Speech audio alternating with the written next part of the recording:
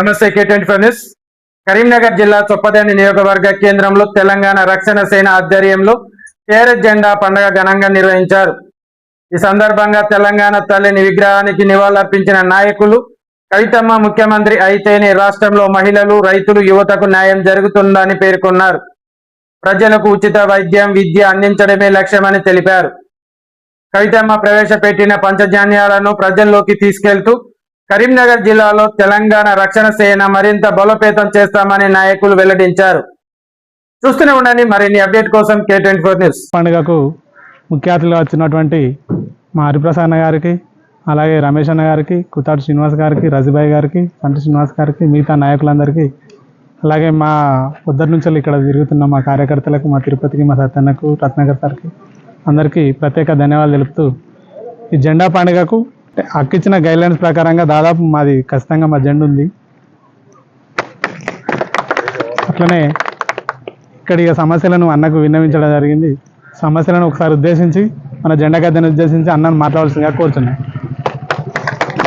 కరీంనగర్ జిల్లా చొప్పదండి నియోజకవర్గంలో మరి ఈరోజు నియోజకవర్గ ఈ జెండా పండుగ ఇన్ఛార్జ్ జిల్లా పార్టీ ప్రధాన కార్యదర్శి మరి మేకల తిరుపతి గారి ఆధ్వర్యంలో మరి ఇక్కడనేటువంటి స్థానిక నాయకులు మా తిరుపతి గారు, గుండేటి, అదేవిధంగా పిట్టల సత్యం గారు, మరి ఇక్కడనేటువంటి నాయకత్వం అందరూ కూడా కలిసి మరి పార్టీ ఇచ్చినటువంటి ఆదేశాల అనుసారం పార్టీ జెండా పండుగ కార్యక్రమాన్ని ముందుకు తీసుకుపోవడంలో భాగంగా మరి చొప్పదండి మున్సిపల్ పరిధిలో మరి రోజు ఘనంగా అత్యంత వైభవంగా ఈ చొప్పదండి నియోజకవర్గంలోనే మొట్టమొదటి జెండా పండుగ కార్యక్రమాన్ని నిర్వహించుకోవడం, మరి వాళ్ళందరికీ కూడా మరొకసారి హృదయపూర్వకమైనటువంటి అభినందనలు తెలియజేస్తూ, మరి మనం చూస్తే తెలంగాణ రక్షణ సేన కవితక్క నాయకత్వంలో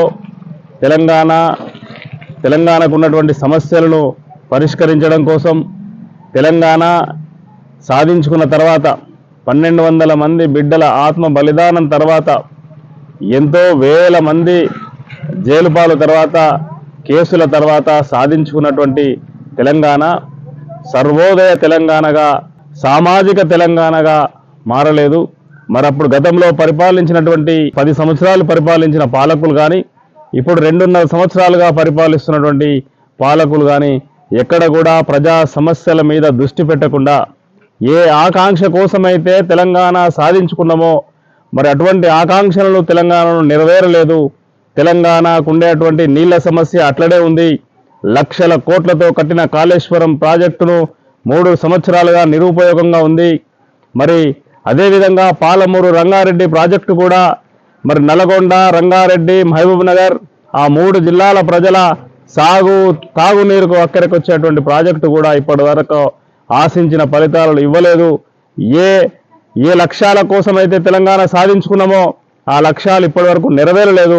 మరి అటువంటి సందర్భంలో తెలంగాణలో ఉండేటువంటి సమస్యలు సాధించుకోవాలన్నా, తెలంగాణ ప్రజల ఆకాంక్షలకు అనుగుణంగా పనిచేయాలన్నా ఖచ్చితంగా కవితమ్మ నాయకత్వంలో తెలంగాణ రక్షణ సేన అవసరమని భావించిన తర్వాతనే ఈ పార్టీ రావడం జరిగింది. రానున్నటువంటి రోజుల్లో మరి స్థానిక నాయకులందరినీ కూడా కలుపుకొని చొప్పదండి నియోజకవర్గంలో కూడా మండలాల వారిగా ఈ పట్టణం ఏ విధంగా చొప్పదండి పట్టణం ఉందో దాంట్లో కూడా సమస్యలన్నీ కూడా మేము గుర్తించినాం.